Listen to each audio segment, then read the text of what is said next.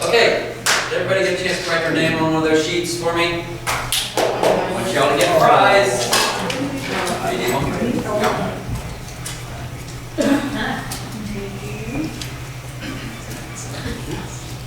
I think I'm 4 years old. Oh, listen, follow directions so well. Except for Gene. Oh, that wasn't a very good evaluation. He was probably. You were busy, I understand. I'm sorry about that. I was trying to learn. One thing to add to Liz's evaluation spiel, I just went through the evaluation contest. I don't know if anybody else was involved in that as well. But prior to that, I got online on the Toastmasters website, and there's a ton of information about providing quality evaluations via the Toastmasters process. So a very good resource if you're thinking about how to improve evaluations. Our next presentation will be done by Sarah Parker Allen, who's a management analyst with the City of Columbus. She's worked with the city since May of 2008 and is also a graduate of the Ohio State University and has been a member of the City of Columbus Toastmasters Club since June of 2011, which is about the same time I joined, and is currently the club's Vice President of Public Relations. Throughout her career, experience has taught her that no matter what the formal leadership of an organization wants it to become, it's the actions of the regular members that define what the organization can become. Tonight she's going to present a few simple principles to keep in mind when creating and maintaining healthy teams. But it's up to each of us and our team members to put these principles into action. So please give it up for Sarah Parker Allen.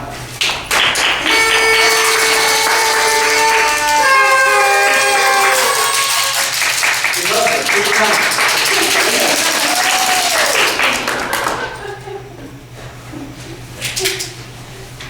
All right, as the public relations person, I just need everybody to smile. All right. Creating a healthy team climate. First of all, I need those of you who are not Toastmasters to identify yourselves. Is there anybody who's not a Toastmaster? 2 of you? 1 of you? Awesome. You guys get special handouts. All right. Now, the key thing to understand about creating a healthy team climate or a healthy Toastmasters Club climate is that it's individual behavior that determines group success. All right, so what I'm going to share is not rocket science. Okay? Everything I'm going to say, you're going to be like, I heard it. That's because you have heard it before, lots of times. Like having kids, like trying to get things done at work. It's easy to articulate the principles, and it's challenging to actually put them into practice. All right, so we're gonna just admit that from the beginning and try to just, sort of recognize that what I'm saying may sound simple, but it's actually kind of challenging, so try to look for the depth anyway. Now, the deciding factors in determining a team or Toastmasters Club success come in 2 varieties. The first is physical. For example, do you have agendas? All right, do you have enough pens for everybody to fill out all of the lovely paperwork that you're handing out? By the way, everybody has a pen, right, or pencil? Yes? Awesome? Cool, okay. But they're also relational. How people interact with one another, the individual choices that people are making. And that's what we're going to talk about today. Now, while I'm talking about these relational factors, I'd like you to be thinking in terms of your own Toastmasters Club, or your cheerleading team, or your chess club, or, I don't know, your group at work, whatever team you want to be thinking of. And think about the relational factors that I'm talking about and what you could actually, where you need to work on in your team. Even if you're not a leader, remember, your decisions, your behavior impact the success of everything. So it still counts even if you're not in charge.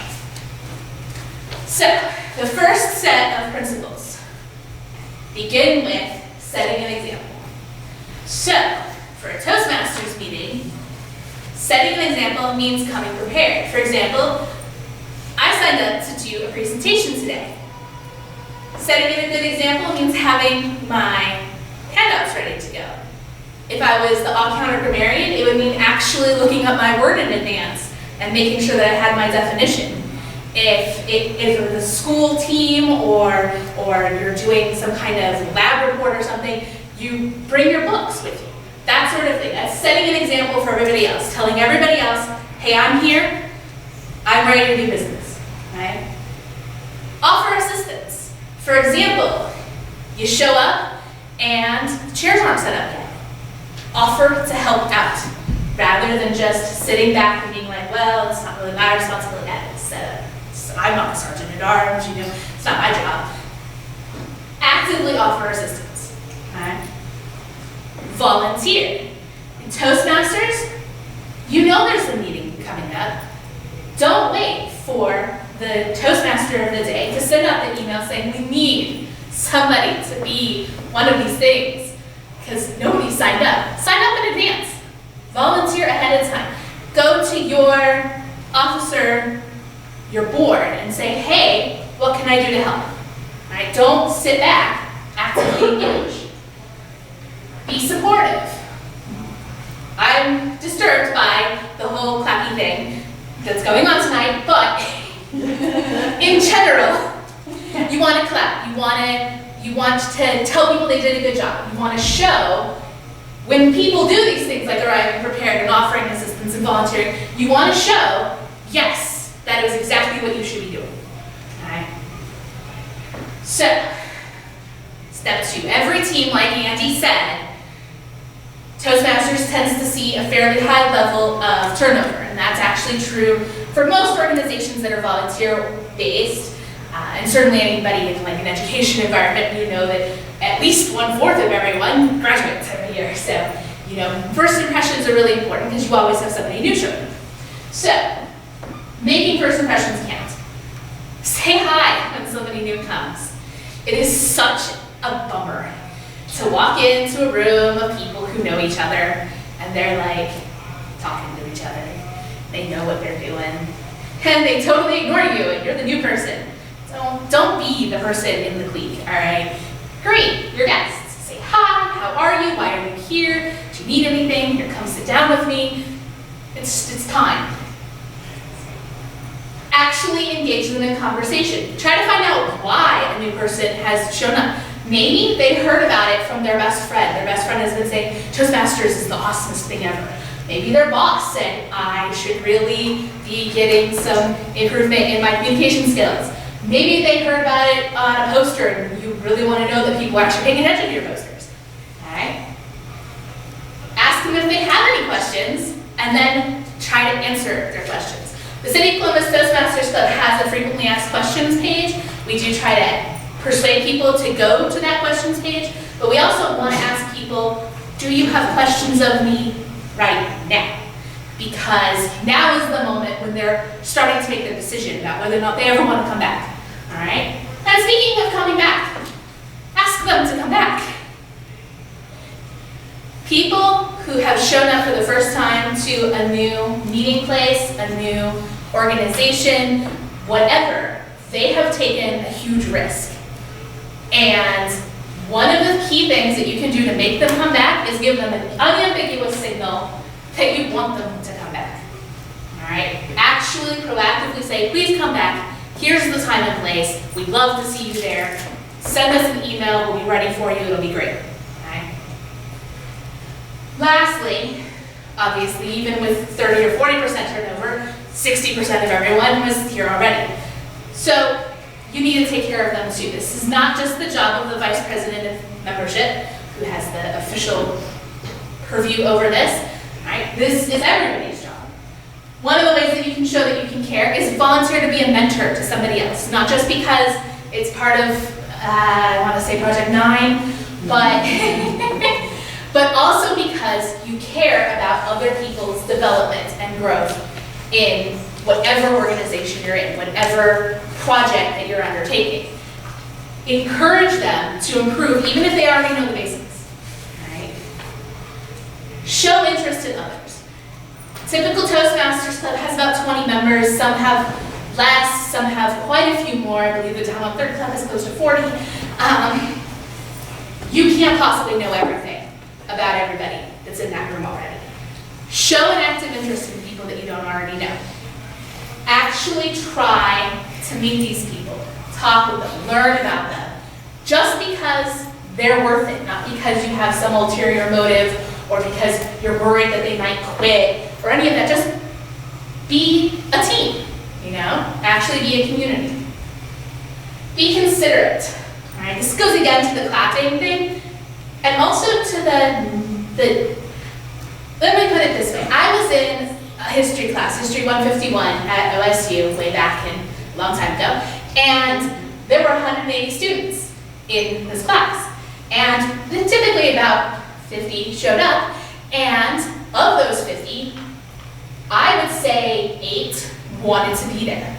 And the other 42 were required to be there in order to graduate.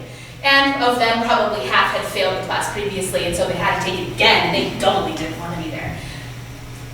The instructor had one rule for the vast majority who didn't want to be there. That is, I hear a newspaper rustling, you're out. That is the bare minimum level of consideration that you need to show. Don't actively demonstrate that you're not paying attention to people, all right? Act like what they're saying is important, even if in your head you are calculating your grocery list, okay? One of the things that they actually recommend that you look at when you're evaluating a speaker in Toastmasters is, were they looking at their speech notes while other people were talking? All right. While you're involved in a meeting, be involved in the meeting. Show basic consideration to others. Participate effectively. In Toastmasters, that means not only did you have your off-counter grammarian sheet handy, and not only did you print out your word, but you actually explain the word and do your job that you've agreed to do to the fullest extent of what that job entails. Right? Actually participate and actually do it the way that you know you're supposed to do it. All right. Again, we didn't join Toastmasters because we had an extra hour to kill.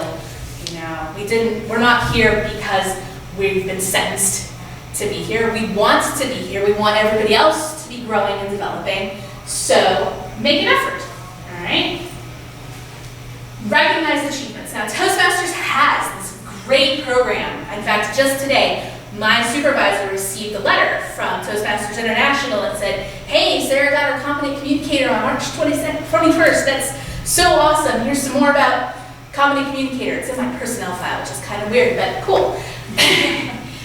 But on a day-to-day level, recognize those achievements. One of the things that we do in our club is, in our newsletter, we list achievements that people have made, not only the big achievements, the CCs, the ACBs, whatever, but also they got another project done, right? They presented a really great speech at a national convention.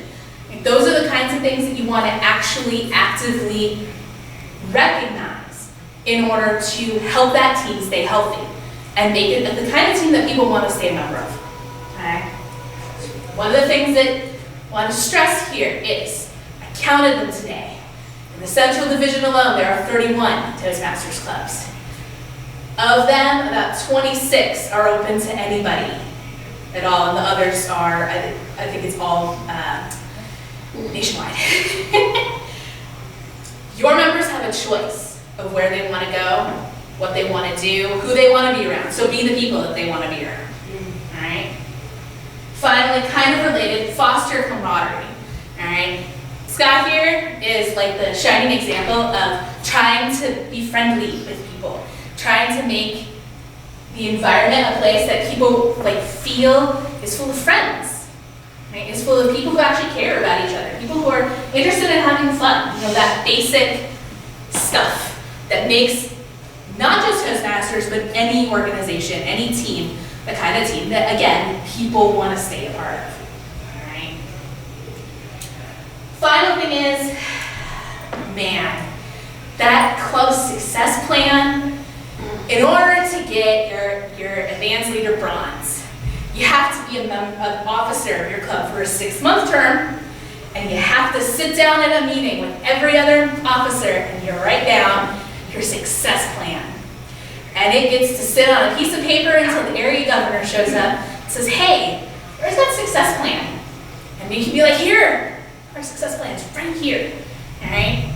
And it's on paper, it's done. That is so not what it takes to keep a team alive, all right? It's not what it takes to keep your club successful. It takes constant effort on the part of at least a significant minority, if not the majority or even everyone on the team. A club, an organization of any kind will not survive if you write down all your great intentions and then you stop thinking about it. All right? It's a day-to-day effort. Every single meeting, every single planning session, every single email, you have to bring your A game or your team is not going to thrive. All right? So, I have here the Toastmasters Club Success Checklist. And for those of you who are in the City of Columbus Toastmasters Club, I would like you to hand this back to our officers before you leave this room so that we can talk them over at our next officers meeting. However, for those of you who are not in the City of Columbus Toastmasters Club but are in a different Toastmasters Club, I invite you to fill out the checklist and share it with your own club's management. And then I gave those of you who are not active Toastmasters members the alternate version that doesn't have all that stuff about Toastmasters stuff that you don't care about. And if you're on like a team or anything like that, same stuff applies, okay? In conclusion, I just want to say, again, it's individual behaviors that determine the success of the team. Okay?